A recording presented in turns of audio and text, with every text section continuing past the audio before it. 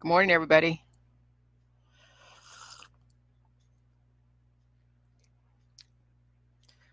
Oh, this coffee tastes good. I was up at 5 or 4 and just completely awake. And I know people were really liking the whole sugar before and after photos. And I was looking at my dog this morning, and we both wake up together.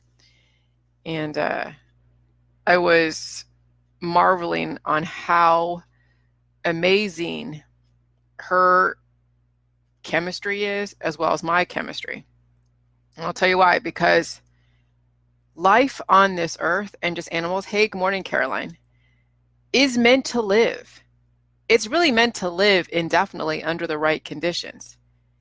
And so I have to be around for my dog to make sure that she lives indefinitely, because I give her to anybody else. And, you don't know unless you know somebody that's on the J juice and you know they're going to be around indefinitely and they're going to be very diligent and give my dog what she needs. I have to be the one to do it. I can't trust anybody else unless I really, unless I have no choice, right? And so I have to create a will just in case anything happens to me. She's got to go to somebody that's going to be able to give her the J juice indefinitely. Because you stop giving any animal or any human or any living thing what it needs to survive, it will die. You see it in your animals. Your animals have a shelf life, a life expectancy of maybe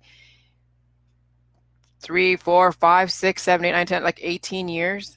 In the better circumstances, 18 years under the right conditions. In worse circumstances, 3 years, 4 years, 5 years when they're a puppy, because of all the different mutations and all the different um, parasites and viruses and life forms that are taking up residence. And so then it had me thinking about, my stint on Dr. Phil, and I still get emails and people are still kind of pissed off at my thought process on Dr. Phil. And I completely understand, because I was in the middle of trying to figure out everything. And they happen to catch me when I'm in the middle, very early on in the process. And I'm just thinking of humans. Forget the social constructs in our society. Forget the whole gender stuff, okay? Forget the label of man and woman. Forget all of that. If you just look at the biological makeup of a human, don't put any label except for human or mankind. There's a biological makeup that allows us to keep us from going into extinction. No different than in animals. Okay, I mean, my dog Sugar happens to be a female, but I'm not putting her in dresses and making her look like a female, though we do that because we're projecting our social construct on our animals. But I'm not, making her look like a female. People think that she's a male sometimes. The only way that you would know if she's a male or female is if you actually knew her, and well, if you saw her nipples. Her nipples are a dead giveaway that she's a female. Okay. Um, but I think, do male dogs? I've never had a male pit bull. Do male pit bulls have nipples? I don't think they have as large nipples as a female. You guys can tell me that, because I haven't really noticed. Okay. So then it got to me thinking about this whole protocol and the formula to this protocol. Why this is, so revolutionary, why this is so effective, and why I see myself changing, why I see my dog changing. Because I was looking at all these past photos of my dog from like 2016, and I know Jennifer Macaulay was asking for photos or asking for some kind of like video or something of Sugar chewing up tennis balls and chewing up the couch or something. And I'm like, okay, I'm going deep into my photos of like a couple of years ago and trying to look for videos, that I'm going through like hundreds and hundreds of videos on my Facebook. And my God, I don't know how you guys did it when I was doing all my videos, but you guys are troopers. But anyways, I couldn't even find that. There was a video that I think I did post a couple months ago that was like a memory thing, but I can't go in and figure out where that video is, where she's just attacking her little tennis ball. But just looking at the old photos, I could see I could see the sickness in her a couple years ago. I could see just, not say death, like she wasn't dying, but I could see that she was taken over by viruses, yeast, or candida. She had, a lot of different negative mutations that was causing her, her eyes to be red, her skin to be really red. And even, and I thought it was normal because it's a, it's a red-nosed pit bull, that's how they look, right? So we don't really know what normal is if we only see what we see, and this is all we have to base our normalcy from. Hey, Tiffany. So when, and then she also had a fatty tumor that like was right on her chest, and it was always like, whenever the seasons change, it would always like turn into like inflammation, and it'd be really red and angry. And I was always trying to figure out how to, keep that down, but it was difficult. And finally, now that she's on the juice, that fatty tumor has diminished, and now hair is growing on it, and it never had a problem since, like a couple years ago. And then I noticed like just her fur coming back. So I mean, you're seeing the list of all the things that has changed with my dog. The fur coming back, no yeasty, dandruffy skin, no anxiety. She's not chewing up tennis balls left and right. She's just a very calm, cool, collected dog. Like last night, a neighbor knocked on my back door, and I heard it, and I didn't like, oh my God, but it was just so weird that a neighbor, but it's fine. But she didn't even like, she didn't feel my feeling of danger, because if I would have been like reacting like, oh my God, there's somebody that's like, gonna come in, whatever, she would have felt my energy, and then she would have probably been alerted. But I was just like, not even really phased. But I just went downstairs, saw his neighbor, said, okay, my husband will be home tomorrow, whatever, fine, no big deal. Seems to be, that's kind of how things are around here. If you make friends with somebody, they happen to be like, oh yeah, I'll knock on your back door or your back window, and you're like, okay, who the hell is this?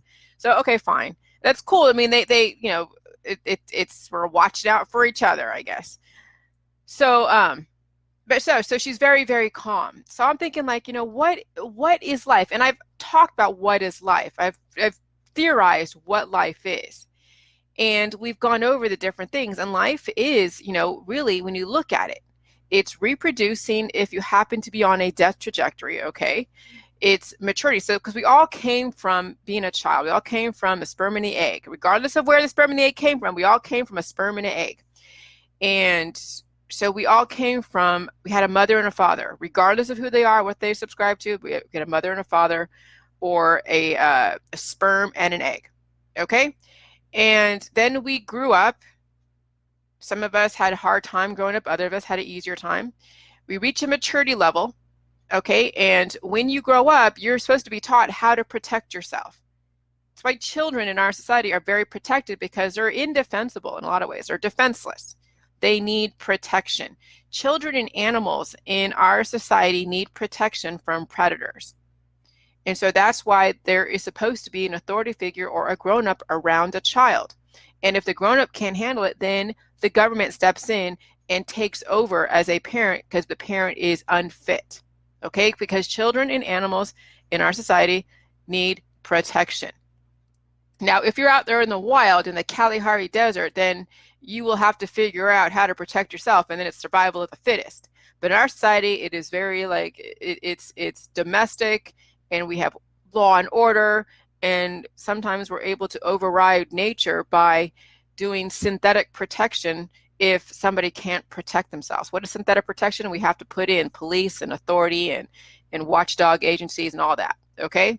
Because we have people who don't know how, because they're mutated, they don't have all their marbles, and they actually victimize their child or animals. So we need to have a secondary force out there to oversee and make sure that someone isn't victimizing a defenseless creature, whether it's an animal or a child. So for those of you who are like, oh, I don't want authority, you got to understand why they're there. Because there are people who will victimize children and animals, and also weaker people, okay? So what is life? Reproducing, reach your maturity level, then you're supposed to protect yourself. Right now, we're in a society where people have a hard time protecting themselves. Okay, they really do. And they need to have certain medical procedures. They need to have an authority figure. They need to have other measures, other things to be put in place so they can live and function in our society despite their shortcomings. Okay? So when I've talked about before about, with J-Juice, and when I know the OAG, the Ohio Attorney General, is asking me, like, when you take J-Juice, it's supposed to revert you back to what you originally intended. Or what were you originally intended? That's really the question of the day. Okay, what is that original intention? And I've been stuck in, and all of us have been stuck in the constructs, the social constructs, the sexual constructs, all these different constructs that we slap labels on, and then that we deem is normal. But really, when you break it all down, it's a biological process. So when you do J-Juice, is it going to make you into a social construct? Is it going to turn you into a social construct? No, that's not how nature works. Nature doesn't work on the perception of what normal is. Nature just does what nature does. It's able to either create a human that's able to have it's able to give off an egg or a sperm, and sometimes it's both in some instances. Now, what would trigger that? I have no idea. I'm not even beginning to speculate why one person would be able to have both, if that even exists. Maybe it does. I don't know. You guys tell me if you've heard of anything like that. So when we learn about evolution and mutations, and how mutations may have jumped us into this modern human, that maybe potentially the viruses back in the Neanderthal days went in and figured out how to adapt to the environment, gave us more consciousness, more ability to understand how to work within our environment to be able to survive. And then over time, through procreation and reproduction, we have now modern man that's this advanced where we can get on a computer and talk about how we came to be. See, that's what's so amazing. So what I'm thinking about as far as the J-Juice, as it's turning us or reverting back to what we originally were intended, well, what is that?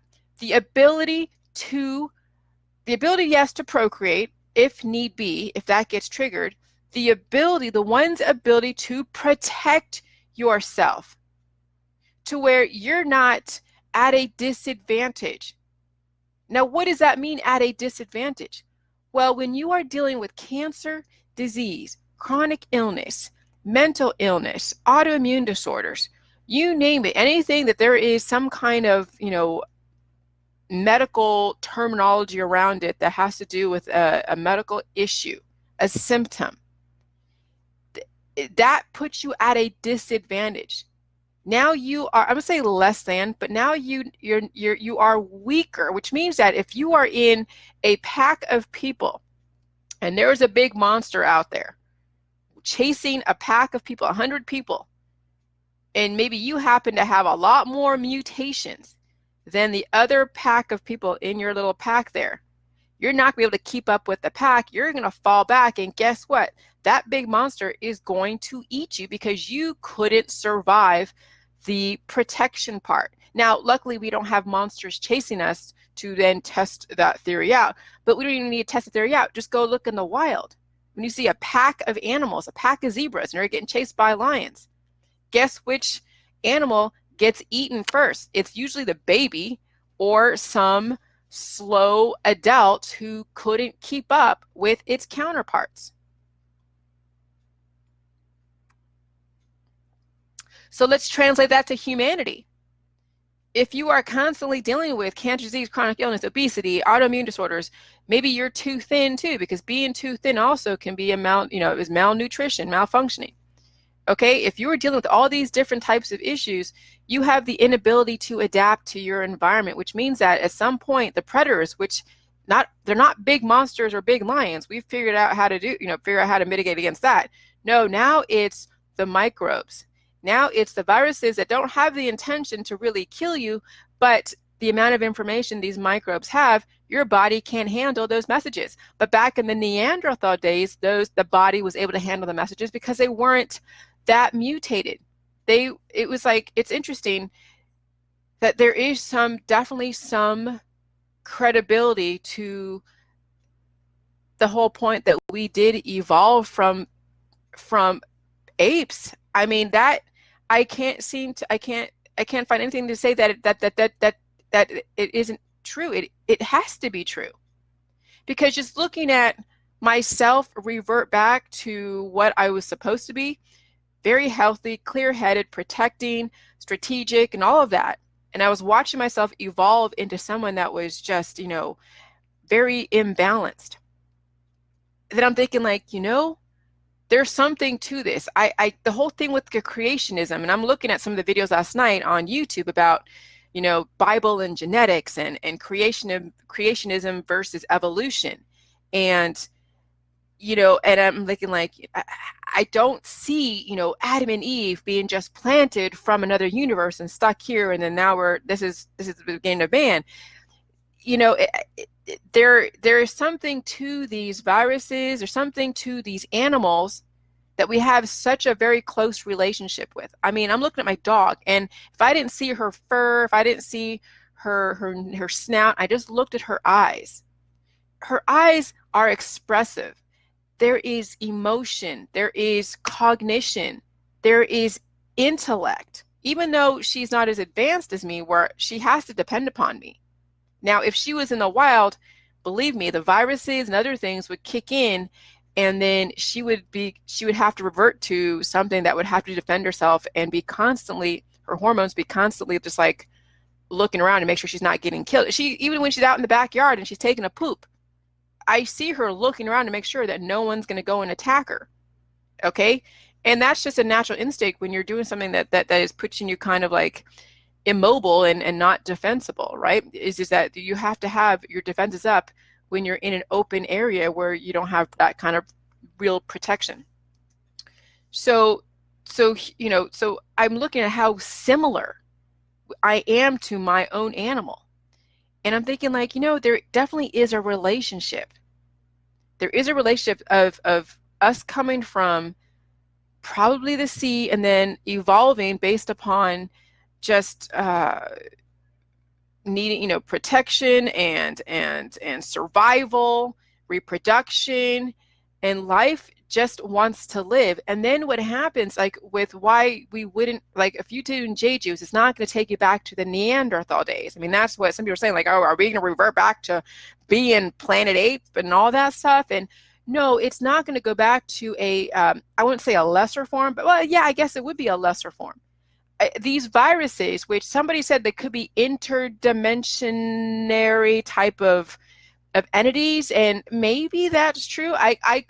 Maybe some of you may believe that, and that could be true. I wouldn't count it. I don't know for sure, because these viruses seem to have an information in them that has created such diversity in our society. Now, some of it's for good.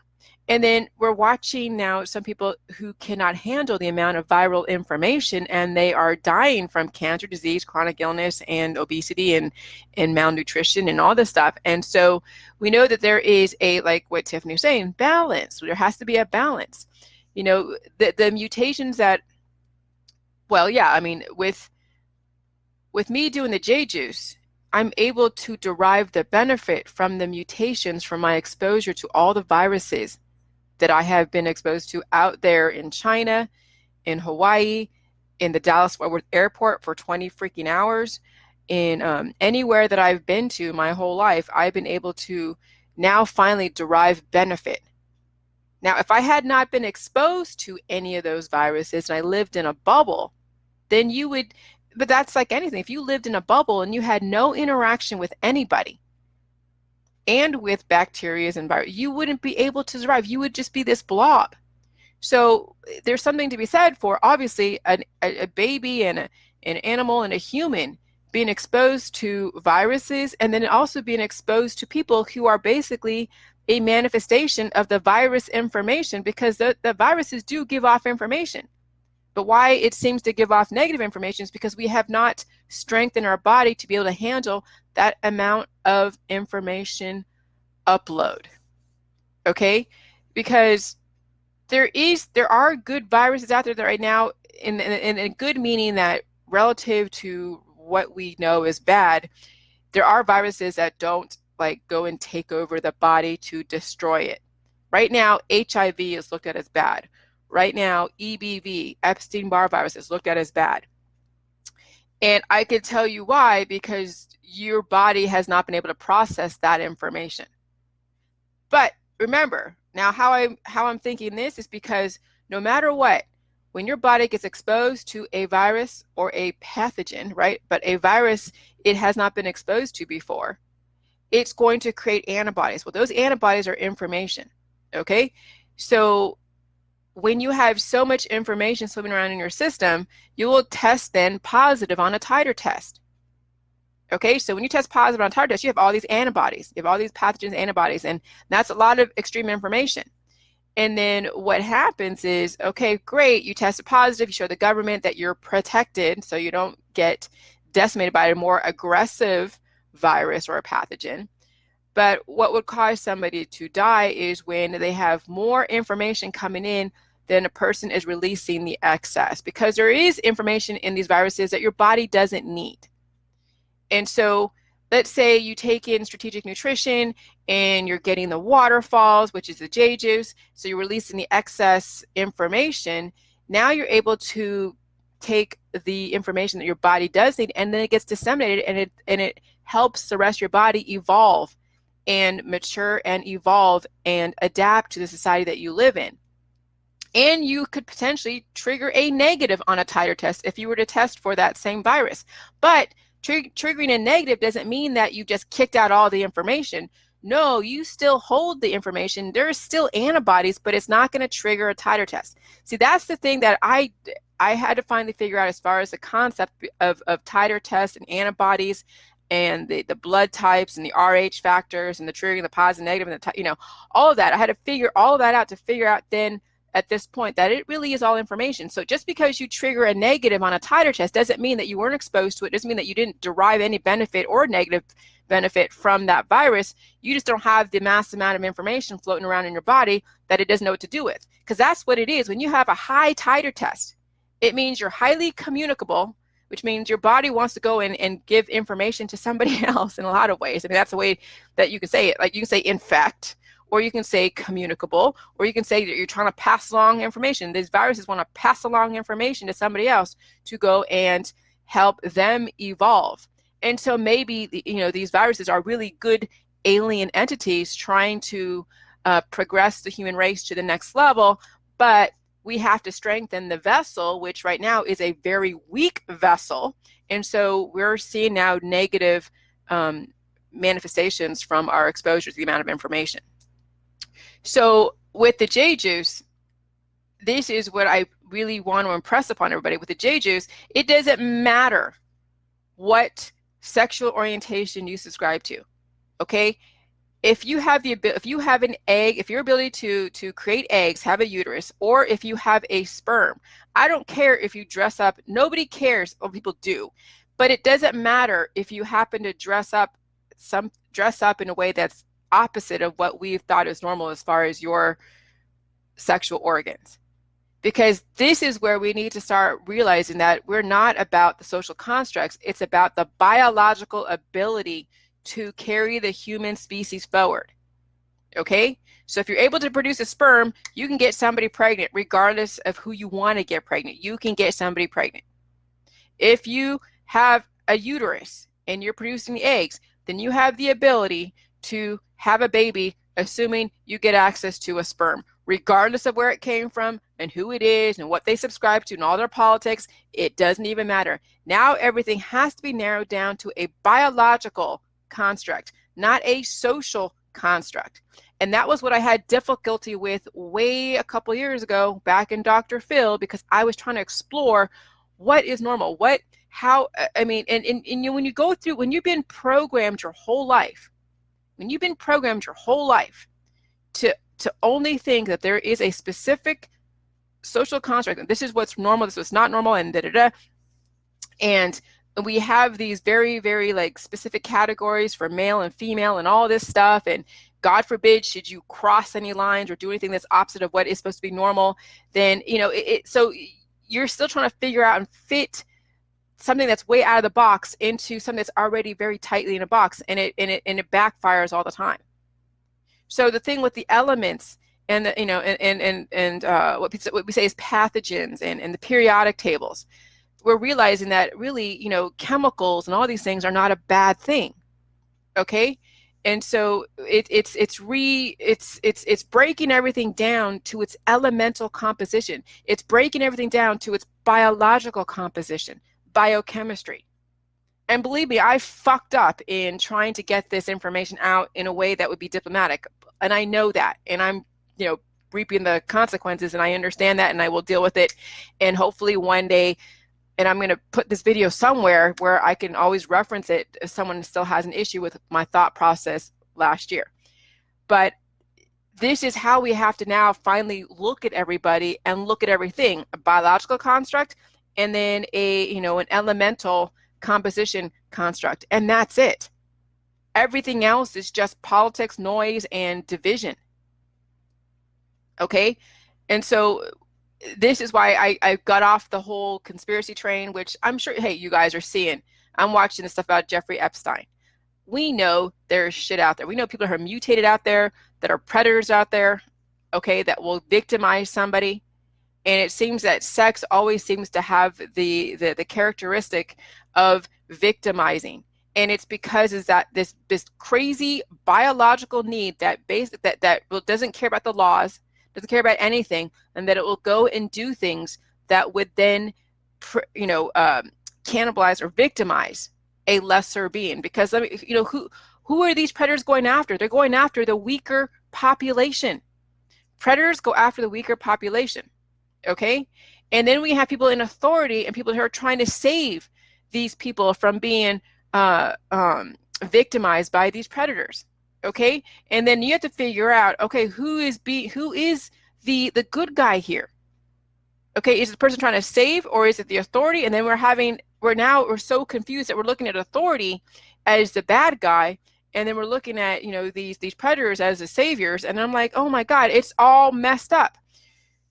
So we have to understand from a biological standpoint what our duty is, okay? And sometimes the protectors out there turn into the predators. And this is where the whole thing with balance is when you are coming from, not from the law and not from the law and biology. If you're coming straight from emotion and hearsay and all this stuff, then, you know, you may have a good intention because you see or hear something that seems like it's predatory, but you haven't substantiated through a very specific process. Then these protectors out there in our community, who is not authority, then become the predators. And then they start victimizing people who seem to be weaker than them. And so this is, you know, why we have to understand why we have the laws that we do, why our society is so organized, why we need law and order. Because some people don't know the difference of who is the good guy and who's the bad guy. And so these predators are able to work without any repercussions because we are so confused on who the good guy is, that we allow these predators to go out there and do whatever. Do you know why I got scrutinized so much? Because people thought I was a predator. I've talked to the FBI, but I actually went to the FBI because I was getting death threats, and they really grilled me. They don't fear, because they saw all the articles, they saw all the crap that I was saying all over the internet. They know how much I was hated, and still am in some respects. But I wanted to go and report that death threat, and so I walked into the FBI office. I gave up my phone, okay, and they were trying to get into it, and they couldn't because I had it all password protected. But, you know, it was kind of funny because they were taking pictures of themselves. They didn't know it. And they're like, oh, we took pictures of ourselves. Can you go and erase the pictures? I'm like, oh, yeah, you're trying to get into my phone. But during that time when they were trying to get into my phone, trying to figure out who the hell I was, they were grilling me. First, they asked me why I was getting death threats, and I gave them the whole background. And yeah, I knew there was a camera in the office and everything, and I felt like I was being interrogated, but that was fine because they had to figure out what the whole background is and why someone would then do death threats. Okay, and I'm dealing with, bringing out information that not everybody can handle, because maybe partly the way I delivered it because it was so new, and the other part of it is people just don't understand and they just jump on a bandwagon. Okay, so authority is there for a reason. I mean, when the OAG was asking me to substantiate all of my claims, I had 10 questions that I had to answer and basically write a paper. But this is like like you think that college and writing papers is like a waste of time. Oh no, there's a reason why, because at some point in your life, you're going to have to defend your ideas to a government that wants to make sure that you're not some crazy, cult leader that's going to victimize everybody. So the government's there for a reason, and they work for the people, and they also have to protect the people who are being misunderstood too. So the OAG was there to protect me, to say, hey, you got to substantiate, because this is insane. You're causing chaos in our society. And I was causing chaos because it was such a new idea of, the potential to live forever and regrow limbs and organs and all this stuff, right?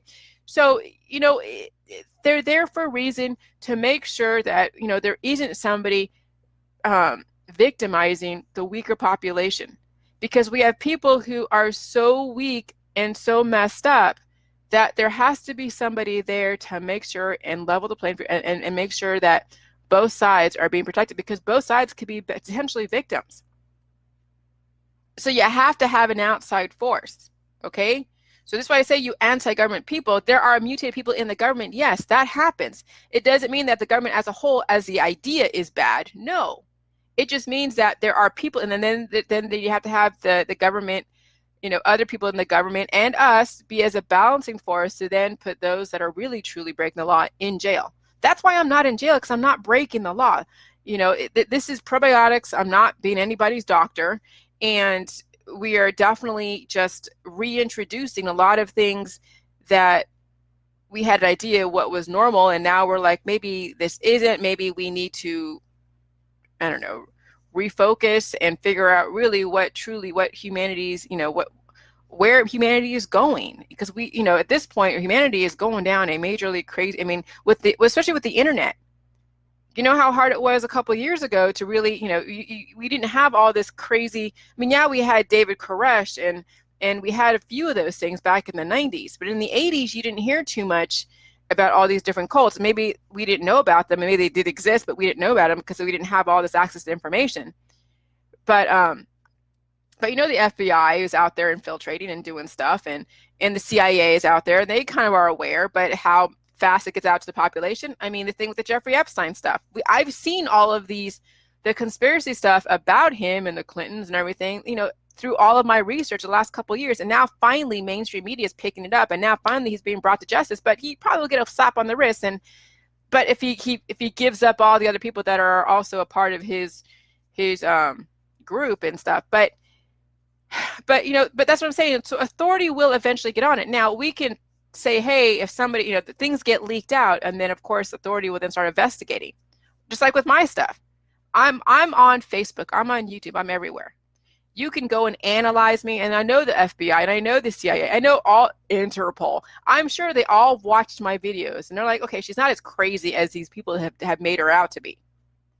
But they're there for a reason, to make sure that really we don't have anyone really truly victimizing weaker people.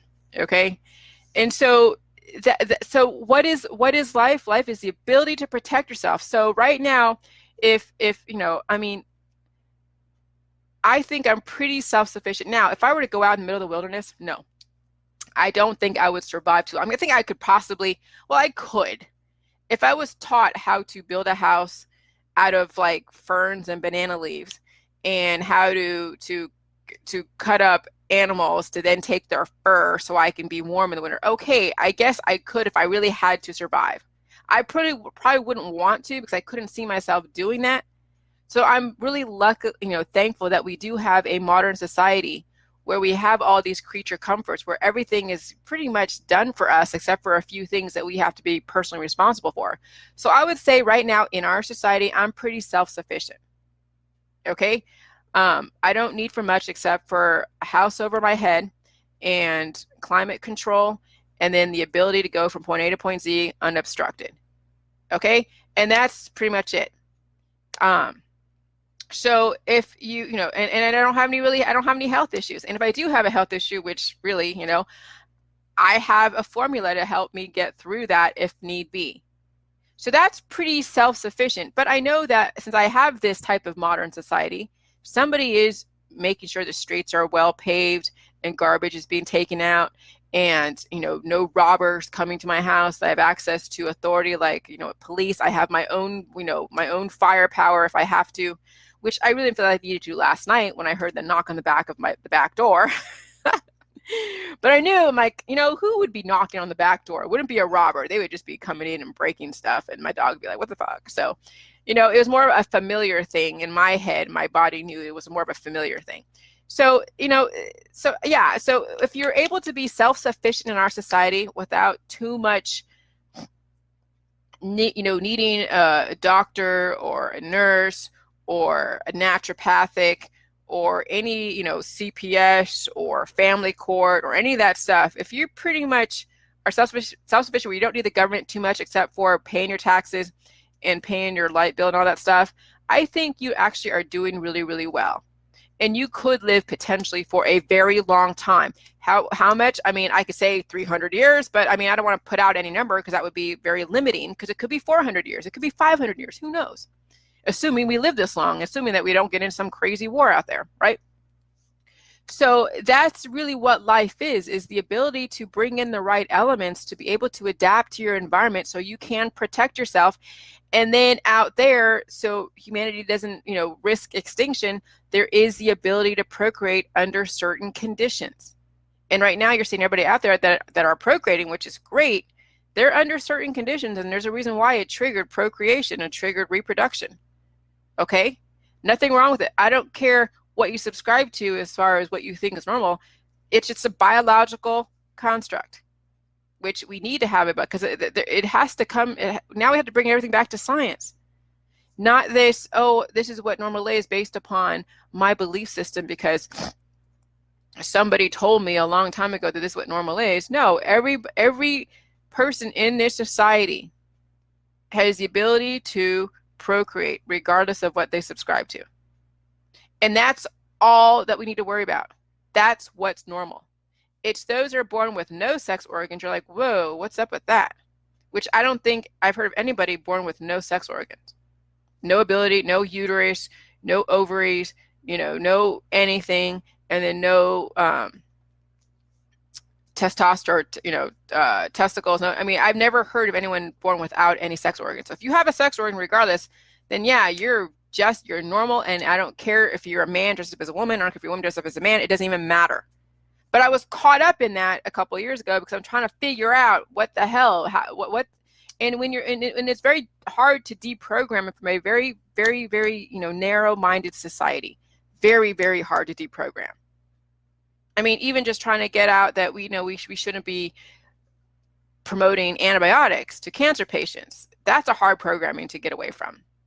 And I've learned how not to get too triggered by people that used to be doing the protocol are still playing in the holistic world. Okay, still afraid of vaccines, still afraid of all this stuff. And, and I'm like, and then I just have to unfollow and just not get triggered because the programming is so deep. And you saw how the program was so deep for me even a couple of years ago. Okay, and it got me in trouble. Okay. But it's okay. You always can recover from that because you have the ability to change your mind, to change your thought process, to change whatever you want. We're not stuck in our politics of the day. We don't have to be stuck in the politics of the day. We can always change our mind. And that's some people don't feel like they have the allowance to change their mind because they painted themselves in a corner. And they have a set of friends, they have a set of ideas, they had a set of family, they have groups on Facebook that they're running. And if they were to actually change their mind, there goes their money, there goes their friends, there goes their social, standing in their community. There goes a lot of things. So a lot of us are stuck in our politics because we have invested so much. And there has to be a way where you don't lose your investments and still be able to change your mind. See, that's the transition and the hard thing for a lot of us when it comes to J Juice is how do you still keep your investments, but have the ability to change people's minds and yourself. So I don't know. There's ways to do that. We just haven't figured it out. Not everybody has. I can do it because, I've already stuck my foot in my mouth plenty of times. And so it's almost expected that I say something crazy, right? I have been influenced by certain pundits out there, like Howard Stern. I listen to Howard Stern a lot. I mean, of course, the Alex Jones. And so, yeah, controversy does create an audience. And not that that was my intention to be like, oh, so controversial. But in a lot of ways, I did use the media as a vehicle to get this out there. And sometimes negative press is better than no press at all, because at least the ideas are out there. Now, it's not always going to resonate with certain political platforms, but the ideas are out there, and then hopefully they watch you long enough to see, okay, maybe she's changing her mind, and I have on certain things, and other things I've still kept, to, and that's fine. So anyways, yeah. So I've got to save this video. I mean, I'm going to upload it to YouTube, but if I get any more, well, I don't know. Yeah, I'm going to upload this to YouTube. And this is going to be the video for anyone that still thinks that I'm like homophobic, because I've never been homophobic ever. I was raised in California, hung out in San Francisco. I think most of my friends, my childhood friends all the way up, have been, in the LGBT community. Okay. So it's one of those where you have to go through a process, and the process, well, not you, but I had to go through a process, especially trying to figure out, what would be the answer for humanity as far as living indefinitely.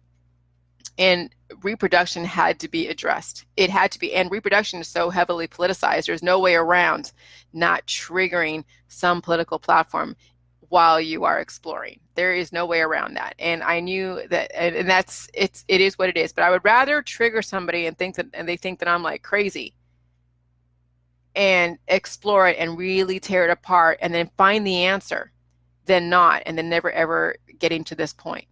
So sometimes, a little bit of controversy and misstepping and misspeaking is okay. And not everyone's going to accept your apology if you came out in a way that you didn't intend. But that's their own problem. That's their own imbalances. So as long as you own up to it, say, okay, yeah, that's where I was at now. But here, really today, this is really, truly, this is what we're breaking everything down to. The elemental construct, or an elemental composition, and a biological composition. That's it. Everything else is just noise. So biological composition and an elemental composition, the human body. The whole, the fashion around it is completely irrelevant. And I was hanging out with a lot of very, very, right-wing, very religious types that have a very specific social construct that they adhere to. And I understand that too. But that's all part of the conspiracy community too, as far as the whole MK Ultra and the satanic stuff versus the versus other stuff. It's all the areas that I've explored that I have been influenced by through the last, since 2012. Okay.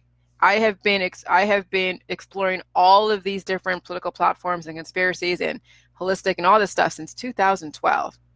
So I have a lot of influences that were really just pulling at me. What is it? The Messianic, the Messianic Hebrews. Okay, huge group that was first involved with this. And some still stuck around, some have gone to the wayside, okay, fine. And a lot of Jehovah's Witnesses, a lot of Jewish people, doing this, like Christians. I have so many different, from all walks of life, taking part in this, understanding this. Okay?